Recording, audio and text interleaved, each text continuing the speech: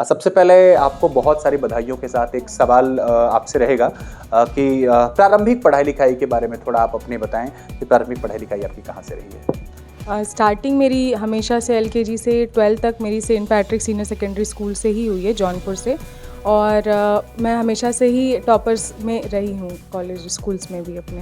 अच्छा, एक चीज़ मैं आपसे कुछ एक सवाल और करूँगा, लेकिन आपसे एक निवेदन है कि थोड़ा ब्रीफ करके चीज़ों का जवाब दीजिएगा। एक चीज़ और आपसे जानना चाहूँगा, आपकी जो ग्रेजुएशंस रही हैं अगर उस पे ज़रा फोकस किया जाए तो अभी मैं सुबह एक इंटरव्यू देख रहा था तो उसमें ये था कि आप आईआईटी की तैयारी के चक्कर में थी, फिर जेईई की तैयारी के चक्कर में थे, लेकिन फिर आपने दूसरा रास्ता पकड़ लिया। इसके पीछे का क्या कारण है? थोड़ा उसके बारे में बताएँ। सर, जैसा कि 12th के बाद मैंने आईआईटी और आईआईटी की प्रिपरेशन कर रही थी मैं। उसके बाद मैंने साथ में क्लैट के बारे में सुना था, तो मैंने उसका भी फॉर्म फिल किया था। तो क्लैट में जब मैंने क्वेश्चंस देखे तो मुझे ये समझ में आया कि ये सोसाइटी से ज़्यादा रेलेवेंट है, इसमें हम समाज में सर्व करेंगे, यहाँ पे हम न्याय दे सकते हैं। तो ये एक ज़्यादा रेलेवेंट है मेरे लिए, जो मैं एक सोसाइटी को अपना एज अ पर्सन सर्व कर सकती हूँ। तो इसलिए मैंने फिर इस फील्ड को चूज़ किया। अच्छा, एक सवाल लोगों के मन में और आता होगा, चूँकि बहुत बड़ा एग्ज़ाम है ये। पढ़ाई लिखाई जो आपकी अपनी खुद की प्रिपरेशन रही है, आप कहीं बाहर जाके आपने कोई तैयारी की या फिर घर पे तैयारी की, कैसा मोटिवेशन रहा, क्या कुछ रहा, उसके बारे में बताएं। तैयारी मैंने कोचिंग दिल्ली की मैंने ज्वाइन की थी, बट कोचिंग मेरी ऑनलाइन थी। तो मैंने पूरा 2 साल जो है मैंने घर पे ही पढ़ाई किया है। पूरा प्रीलिम्स मेंस इंटरव्यू मैंने घर पे ही किया हुआ है सब। अच्छा, एक सवाल जो बहुत सारे लोगों से जब आपसे इंटरव्यू करना तो उससे पहले कुछ एक अनुभवी लोगों से मैं बातचीत कर रहा था तो उन्होंने कहा कि ये सवाल पूछा जा सकता है, जैसे जो आपके एग्ज़ाम्स रहे, फिर आपके इंटरव्यू रहे, इंटरव्यू में कुछ ऐसे सवाल जो रहे हों जो फ्रेशर प्रिपरेशन कर रहे हैं उनके लिए ऐसा हो सकता है, तो कुछ क्वेश्चंस ऐसे रहे हों जो इंटरव्यू में आपको ख्याल आते हों, तो ज़रा उसके बारे में। इंटरव्यू मेरा एक्चुअली मैं क्योंकि यूपी से हूँ तो थोड़ा मुझसे स्टार्टिंग में उन्होंने राजस्थान जीके के बारे में क्वेश्चन पूछा था कि राजस्थान से रिलेटेड जीके पूछा। बट मैंने कुछ क्वेश्चंस बताए, कुछ थोड़ा मुझे नहीं आ रहा था, तो मैंने उनको बोल दिया कि sorry sir, I am not comfortable. तो मैंने ये भी देखा कि मेरे इंटरव्यू में मार्क्स अच्छे थे, तो ये है कि मैंने उनको फिर बाद में बोला कि सर आप मुझसे, तो उन्होंने पूछा आपसे किससे पूछे फिर, तो मैंने कहा सर आप लॉ से पूछे। तो उन्होंने मुझसे लॉ से पूछा, मैंने जवाब भी दिया और मुझे ये अच्छा लगा कि उन्होंने मुझे उसी के बेसिस पे जज भी किया।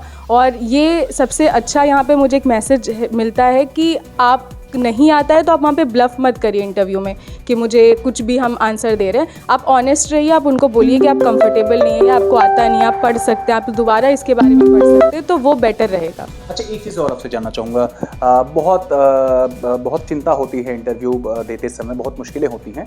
एक चीज़ आपसे और जानना चाहूँगा, आप जिस फील्ड में गई हैं उसमें बहुत सारे मामले लंबित रहते हैं और न जाने कितनी फाइलें धूल फांकती रहती हैं, आपके ऊपर बहुत बड़ी रिस्पॉन्सिबिलिटी आने वाली है, तो इन चीज़ों को कैसे शॉर्ट आउट करेंगे? क्या कुछ आपके दिमाग में प्लान चल रहा है?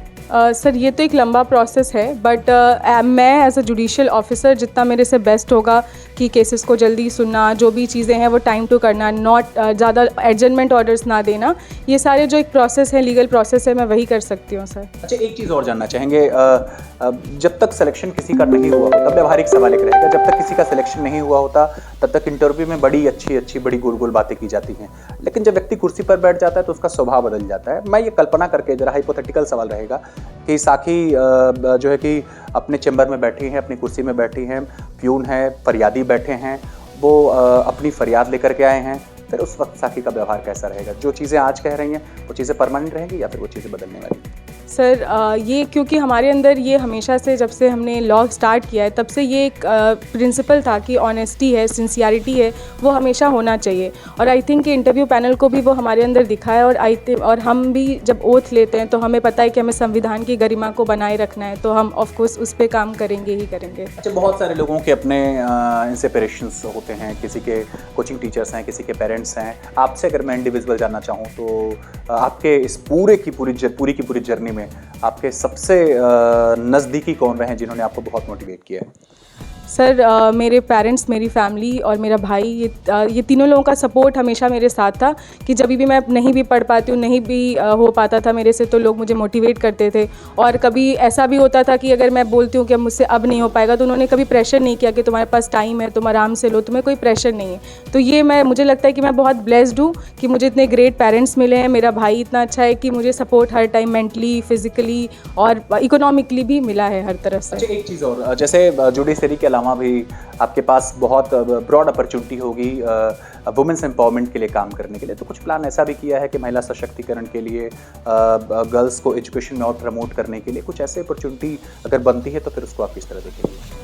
सर हम तो जुडिशियल ऑफिसर हैं, तो हमें जितना हमारा रोल है हम तो उसमें ही स्ट्रिक्ट रहेंगे, थोड़ा हमें रिजर्व भी होना पड़ता है। और अभी हम देख रहे हैं कि फीमेल्स ऑलरेडी अच्छा कर रही हैं, बट हम हाँ ये कि हमारे लेवल पे हम और लोगों को इनकरेज करें, जिनको मैं जानती हूँ अपने गांव में, अपने आसपास, उनको मैं और बोलूँ कि आप भी जुडिशरी में आइए या ऐसे सिविल सर्विसेज में आइए, आप भी सोसाइटी को सर्व करिए।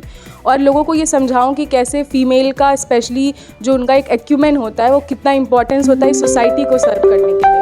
वो बहुत ज़रूरी है कि हमारी 50-50 सोसाइटी है, तो उतनी ही वीमेन एम्पावरमेंट, उतनी ही वीमेन रिप्रेजेंटेशन आनी चाहिए। अच्छा, आपकी अपनी खुद की पढ़ाई लिखाई को लेकर के अगर मैं ये सवाल करूं कि आपकी अपनी खुद की पढ़ाई लिखाई, आपने बताया कि मेरी होम स्टडी चलती थी और मैंने कहीं से कोचिंग वगैरह नहीं ज्वाइन की थी, ऑनलाइन कोचिंग की थी, लेकिन घर पे आप तैयारी कर रही थी। आपसे जानना चाहूँ कि कितनी देर आपकी पढ़ाई लिखाई घर पे होती थी? सर मिनिमम तो मतलब not to brag but minimum मेरा 10 आवर्स टू 12 आवर्स होता ही था। फिर किसी किसी दिन 16 आवर्स भी हो जाते थे या पूरे दिन हम पढ़ते ही रहते थे। बहुत सारे फ्रेशर्स हैं जो इस फील्ड में जाना चाहते हैं, पीसीएस प्रिपरेशन करते हैं, जुडिशियल विंग्स में जाना चाहते हैं, तो उनको क्या मैसेज देना चाहेंगे यहाँ से? सर सबसे इम्पॉर्टेंट है कि जैसे मुझे भी स्टार्टिंग में लगता था कि जो लोग बहुत पढ़ते हैं तो वैसे जैसे हम सेलेक्ट हो गए तो हम अभी बोल रहे हैं 12 घंटे 16 घंटे, तो सुनने में तो लग रहा है कि बहुत वाव है, बट वो बहुत मुश्किल है। एक एक दिन मतलब 2 दिन हम 4 दिन 16 घंटे पढ़ रहे हैं, फिर 2 दिन स्ट्रगल होता है कि 6 घंटे भी 10 घंटे भी हम बैठ जाएँ, वो स्ट्रगल होता है।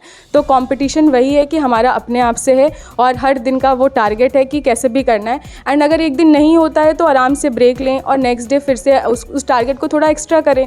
जिस दिन आप 10 आवर्स का अगर आपका है तो आप नेक्स्ट डे 12 आवर्स पढ़िए, बट अपने टारगेट्स को कंप्लीट करना वही मेन मोटिव होना चाहिए। तो साकी सिर्फ यहीं पर रुकने वाली हैं या फिर और कुछ सोचा इससे बड़ा कुछ हासिल कर रहे हैं? सर अपॉर्चुनिटीज़ आएंगी तो ऑफकोर्स मैं और भी चीज़ें ट्राई करूँगी। तो आपने देखा कि मेरे साथ बातचीत करने के लिए साकी सिंह थी और इनको, इनके पूरे परिवार को स्वरा समाचार की तरफ से बहुत बहुत बधाई।